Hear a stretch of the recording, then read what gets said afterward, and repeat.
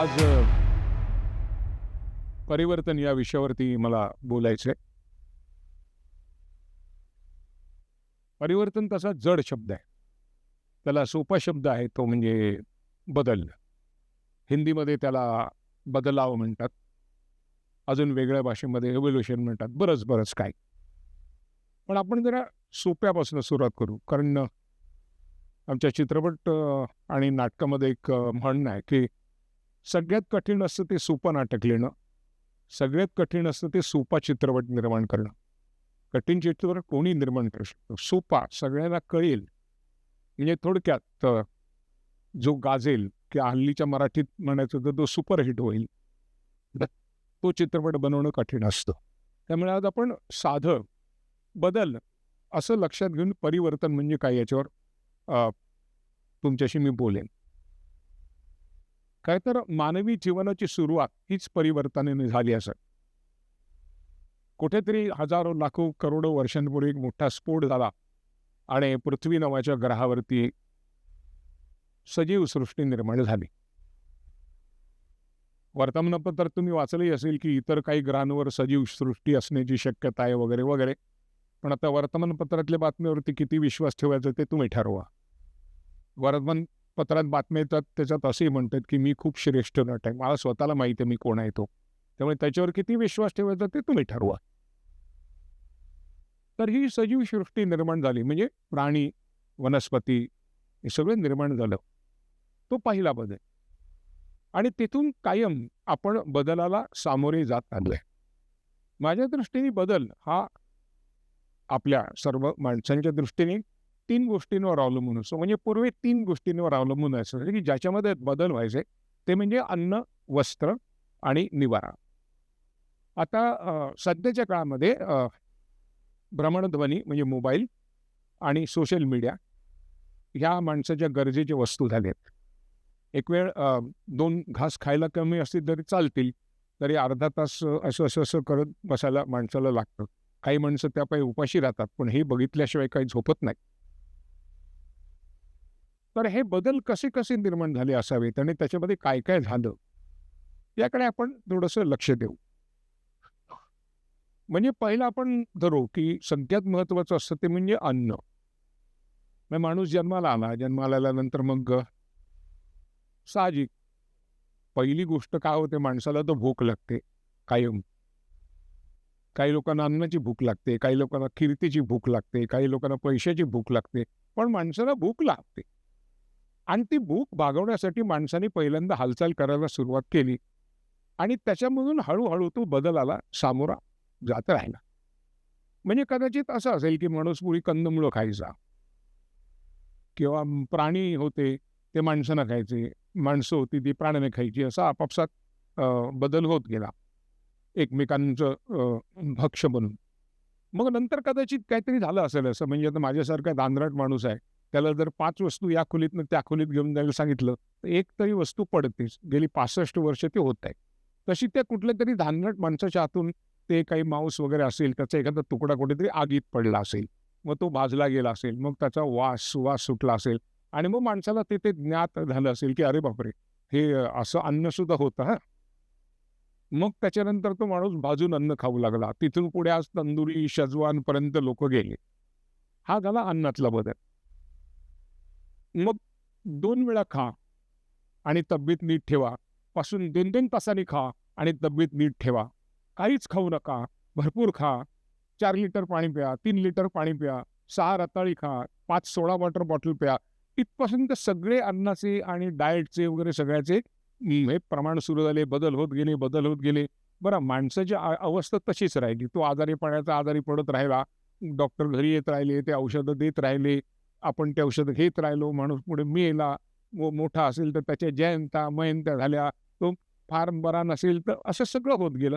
पण अन्न अशा पद्धतीने बदलत गेलं. अन्नाची गरज बदलत गेली. माणसामध्ये खूळ आहे. जगभर माणसामध्ये खूळ आहे. दर 2-3 वर्षांनी ना माणूस एक असं कुठलं तरी अन्न ठरवतो आणि म्हणतो याच्याशिवाय दुसरं काही होऊच शकत नाही. काही वर्षांपूर्वी सोया आलं होतं. मग त्याच्यानंतर मिलेट्स आले. आता मी कोकणामध्ये राहतो, म्हणजे माझं गाव कोकणामध्ये आहे. तिथे आम्ही पूर्वी गुरांना एका झाडाचा पाला खायला घालायचो. तो आता मोरिंगा नावाने सुपर फूड म्हणून विकला जातो. आमच्या गोठ्यामध्ये 10-12 गायी होत्या. त्यातल्या 3-4 गायी त्याला तोंड लावायच्या नाहीत. पण आमच्या इकडे ती सगळी माणसं मोरिंगा पावडर घेऊन खातात. त्यांनी काय झालं काय कळत नाही. म्हणजे आमच्याकडे एक कुटुंब आहे. ते असं मोरिंगा खात होतं 10 वर्षापूर्वी. त्यांना एक नवीन मूल झालं. नवीन म्हणजे मूल झाले त्यांना. बरं मोरिंगा पावडर खाऊन, खाऊन, खाऊन, खाऊन ते मूल काय बुद्धिमान सर्वसामान्य माणसासारखं झालं. त्यामुळे मोरिंगा पावडरने काहीतरी होतं वगैरे हे सगळं त्यांनीच सिद्ध केलं की खरं नाही. पण आता माणूस काय झाला, आता नवीन कुठल्यातरी एका अशा अन्नाच्या शोधात आहे, की ज्यांनी असं काहीतरी होईल. काही खाण्यापिण्याची एक वेगवेगळी याला म्हणतो ना आपण, एक-एक प्रकार सुरू होतात. मग मध्ये काय झालं होतं, पॉवर योगा. अरे आधी साधा योगा करा, मग पॉवर योगा पुढचा बघा ना. मग जो उठतो सकाळी माणूस एक निळ्या हिरव्या, पिवळ्या आपल्या आवडत्या रंगाची एक अशी एक चटई घेऊन फिरत असतो. 2 तासाने थकल्या भागलेला बसत येतो. मध्ये थांबून इडली-बिडली खातो आणि मग आपली तब्येत तशीच राहते 6 महिन्यानंतर. आणि म्हणतो ना, बघा मी खाल्लं, मी योगा करते म्हणून. योगा करत नसतं तर वजन वाढलं असतं. पण मुळात तुझं वजन वाढलेलं आहे, त्याच्याकडे कोणाला लक्ष नाही. या पद्धतीने माणूस अन्नाकडे बघत गेला. मग त्याच्यामध्ये आता अन्नामध्ये आता वेगवेगळे प्रकार आहे. म्हणजे न्याहारी आली. त्याच्यानंतर दुपारचं जेवण आलं. मग मध्ये असंच काहीतरी आलं, जे खायची काही गरज नसते. मग रात्रीचं जेवण आलं. मग कोणी म्हणतं ते 7च्या आत घेतलं पाहिजे, कोणी म्हणतो 12 नंतर घेतलं पाहिजे, कोणी म्हणतो 3 वाजता घेतलं पाहिजे, कोणी म्हणतो 2 वाजता घेतलं पाहिजे. त्यामुळे हे बदल जे आहेत ना, हे माणसाने प्रत्येकाने वैयक्तिक पातळीवर घेतलं पाहिजेत. समाज म्हणतो म्हणून आपण बदलायची काही गरज नाहीये. मला जे चालतं ते मला चालतं. आपण सुशिक्षित म्हणवणारे लोक उगाच ते बदलाच्या मागे जातो. इतकं बदल करायची काही गरज नसेल. छान लाईफ चाललेलं असतं, उत्तम आयुष्य चाललेलं असतं. अन्न झालं, आता वस्त्र. आपण पूर्वी वाचायचो ना, की वल्कलं, मग पानं गुंडाळून माणसं फिरायची. करत मग धोतर आलं, मग लुंग्या आल्या, मग शालू आले, शेले आले, अलीगडी आले, जोधपुरी आले, सूट आले, 3 पीस आले, 4 पीस आले, 5 पीस आले, सगळे आले. त्याच्यानंतर कापडं साधं सूत होतं, सुती कापडं, टेरिकॉट, टेरिलिन, अमुक, तमुक, ढमुक 50, 60, 70 प्रकारचं. आता नवीन खूळ आलं तर म्हणजे लिनन. लिनन शर्ट घातले, लिनन शर्ट घातले. या खुळात माणूस चाललाय. बदलतोय, वाईटासाठी चांगल्यासाठी कळतो. बरं हल्ली दिसताना म्हणजे घरामध्ये जर बिल बघितलं तर कळतं कापड घेतलेलं आहे. पण अंगावर कपडे दिसतच नाहीत. इतके कमी कपडे लोकांच्या अंगावर असतात. बरं म्हणजे पूर्वी माणूस जेव्हा कुठलीही त्याला सोय नव्हती, तेव्हा अत्यंत कमी कपड्यात असायचा. आता सगळ्या सोयी निर्माण झाल्या, तरी माणूस पुन्हा कमी कपड्यातच आला परत. म्हणजे आता बदल म्हणायचा का काय म्हणायचं काय? तिसरी गोष्ट म्हणजे निवारा. पूर्वी माणूस गुहेत राहायचा. आधी उघड्यावर राहायचा. मग गुहेत राहायचा. गुहेतनं मग तो काय म्हणतो पण बांधतात लाकडाने त्याच्यात आला. मग पक्कं बांधकाम. मग झोपडी झाली. झोपडी झाल्यानंतर मग बंगली झाली. बंगली झाल्यानंतर मग हल्ली मग एक फार्म हाऊस आहे. अशा त्या फार्म हाऊसमध्ये राहायला लागला. मग 1 मजला, 2 मजला, 3 मजला, 40 मजला, 50 मजला, 60 मजला, 70 मजला. मी 72व्या मजल्यावर राहतो. असा प्रश्न कोणी मला म्हटलं, की मी 72व्या मजल्यावर राहतो रे. माझ्या मनात पहिले एकच विचार येतो, लिफ्ट बंद पडली तर काय? नाही, ती आली ते सगळं असतं. अमुक असं, हे असतं, जनरेटर असं, अमुक असं सगळं. सगळं बंद पडलं तर काय? 72 मधले चढून जाणार? तर त्या माणसाच्या चेहऱ्यावर काय गावठी माणूस माझ्याशी बोलतोय. पण माझ्या डोक्याचा विचार कायम असतो 72 मजल्यात चढून कसं जाणार? आमचा एक मित्र होता, तो 15व्या मजल्यावर राहायचा.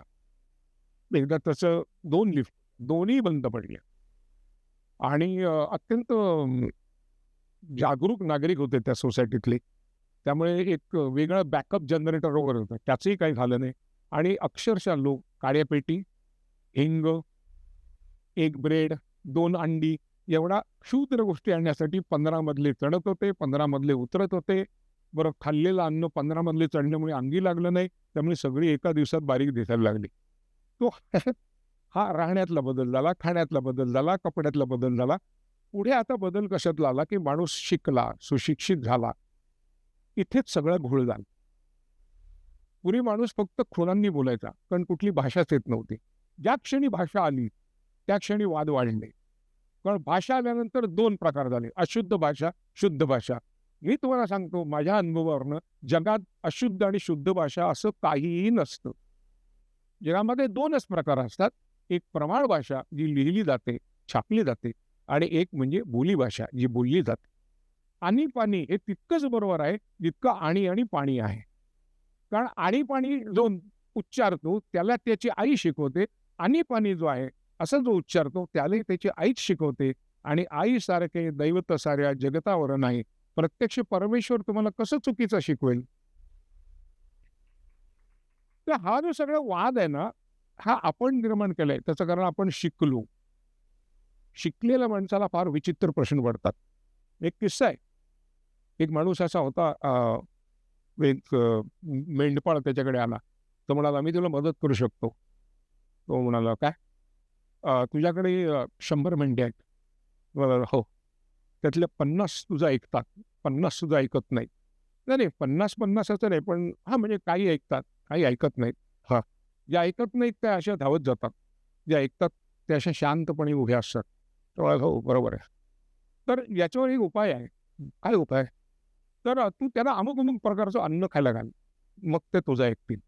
तू तमुक-तमुक प्रकारचं अन्न खाल, त्याला ऐकतील." चालेल?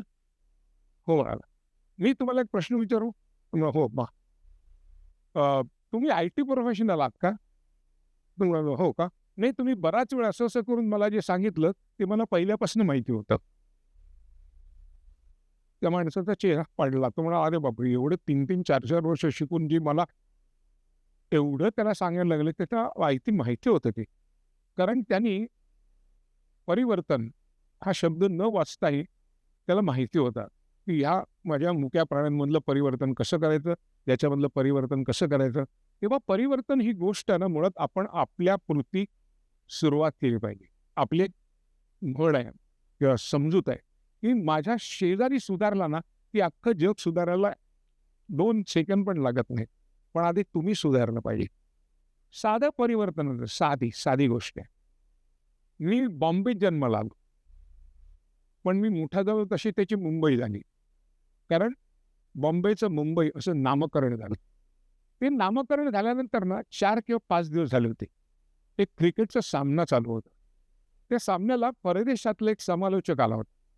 तो दिवसभर दिवसभर हा सामना मुंबईमध्ये चाललाय असं सतत कोणी न सांगता पहिल्या दिवसापासून बोलत होता आणि आपले भारतीय समालोचक बॉम्बे, बॉम्बे, बॉम्बे करत 5 दिवस कॉमेंट्री करत होते.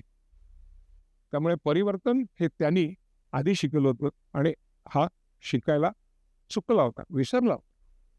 तर या परिवर्तनाच्या बद्दल आपण बोलताना आपल्याला सगळ्या बाबतीत परिवर्तनाची अपेक्षा असते. ती फार करू नये. परिवर्तन हे व्हावं, त्याची घाई करू नये. आपल्याकडे ना सगळ्याची घाई होते. असं झालं पाहिजे, तसं झालं पाहिजे. तर होत नाही. एक वेग असतो. एक साधारण नियम तुम्हाला सांगतो. रस्त्यावरनं चालताना ज्या वेगाने नागरिक चालतात ना, त्या वेगाने देश चालतो. आता तुम्ही परदेशात जाऊन बघाल, काय वेगाने लोक चालतात आणि आपल्याकडे जाऊन बघा, काय वेगाने लोक चालतात. त्या वेगानेच होणार. त्यामुळे परिवर्तनाची घाई करू नये. परिवर्तन गरजेचं आहे, अत्यंत गरजेचं आहे. माणसाला मोठं होण्यासाठी, आतून माणसाला सुधारण्यासाठी, या सगळ्यासाठी परिवर्तनाची गरज आहे. आता आपण बघतो ना, आपण परदेशात जातो तेव्हा कागदाचा बोळा असतो तर अगदी इकडे-तिकडे बघून असं तसं करून जाऊन ठेवतो. आणि इकडे आपण असे करून निघून जातो. परदेशात गेल्यानंतर आपण असं करतो, भारतामध्ये आपण असताना असं करतो. याचा अर्थ आपल्याला वाटतं ते परदेशातले लोकं फार चांगले असेल. नसतं. तुम्ही इकडे येऊन बघा, ते लोकं इकडे कचरा टाकतातच. त्यामुळे ते जे घडतं ना, त्याला गरज असते अनुशासनाची. ज्याला आपल्या साध्या मराठीत शिस्त म्हणतो. आणि परिवर्तन जर आणायचं असेल, तर त्यासाठी शिस्त महत्त्वाची आहे, जी आजच्या समाजाची अत्यंत गरजेची गोष्ट बनलेली आहे. परिवर्तनाचं एक साधं गोष्ट तुम्हाला गंमत सांगतो. एक मुलगा असतो, तो शाळेत जात असतो, समोरून एक कुत्रा आहे, तो भुंकतो. मुलगा उठून परत जातो. 3-4 दिवस होतात. वडील विचारतो, "शाळेत का जात नाहीस?" असा कुत्रा भुंकून अंगावर येतो. वडील म्हणतात, "चल." वडील दुसऱ्या दिवशी घेऊन जातात, एक काठी घेऊन जातात. कुत्रा भुंकल्यानंतर जोरात काठी उगारतात. कुत्रा पळून जातो. कळलं? कुत्र्यामध्ये परिवर्तन झालं, हे असं व्हायला पाहिजे. दुसऱ्या दिवशीपासून मुलगा 2-3 दिवस काठी घेऊन जातो, असंच करतो. चौथ्या दिवशीपासून तो कुत्रा त्याला त्रास देत नाही. माणूस सुखाने शाळेत जातो, पुढे मोठा होतो. तेव्हा तू जे शिकलेलं ना, ते पुढे तो वापरत नाही. तर आपल्याला ज्या अशा छोट्या-छोट्या गोष्टी शिकायला मिळतात, त्याचा वापर केला पाहिजे, निर्भय व्हायला पाहिजे. आणि ते निर्भय मला माहिती आहे, एकट्याने निर्भय होणं शक्य नाही. सगळ्यांनी मिळून व्हायला पाहिजे. कारण निर्भय समाज हे कुठल्याही माणसाला जे तुमच्यावर राज्य करतायत, त्यांना भीती वाटणारं एक घटना आहे, की हा समाज निर्भय आहे. तो प्रश्न विचारतो. त्यामुळे परिवर्तनाच्या बाबतीत जर तुम्हाला म्हणायचं असेल, तर अन्न, वस्त्र, निवारा, वागणूक, शिक्षण, सोपस्कार, उपचार या सगळ्यामध्ये एकत्र येणं, एकत्र राहणं आणि एकीची शक्ती ही दाखवून देणं, हे केलं तर पुन्हा आपला समाज, आपला भारत मध्ये सोन्याचा धूर निघणारा देश होईल. एवढंच मला म्हणायचं आहे. धन्यवाद.